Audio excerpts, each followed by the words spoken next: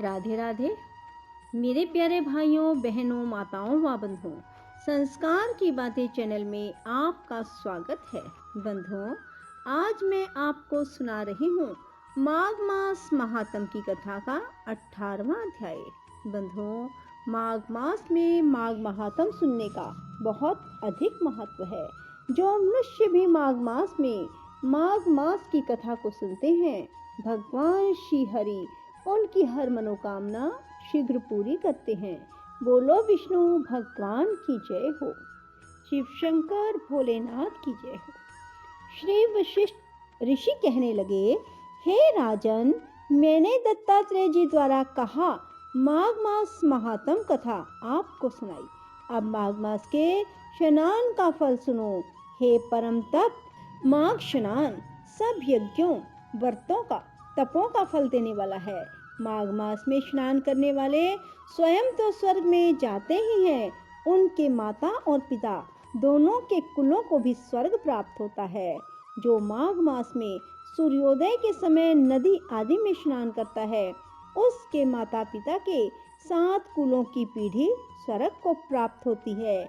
माघ मास में स्नान करने वाले दुराचारी और कुकर्मी मनुष्य भी पापों से मुक्त हो जाते हैं और इस मास में हरि का पूजन करने वाले पाप समुदाय से छूटकर भगवान के सदृश शरीर वाले हो जाते हैं। यदि कोई आलस से भी माघ में स्नान करता है तो उसके भी सब पाप नष्ट हो जाते हैं। जैसे गंधर्व कन्याएं राजा के श्राप से भयंकर कल को भोगती हुई लोमस ऋषि के वचन से माघ में स्नान करने से पापों से छूट गई। यह वार्ता सुनकर राजा दिलीप विनय से पूछने लगा, गुरुदेव, ये कन्याएं किसकी थी? उनको कब और कैसे श्राप मिला? उनके नाम क्या थे? ऋषि के वाक्य से कैसे श्राप मुक्त हुई और उन्होंने कहाँ पर स्नान किया?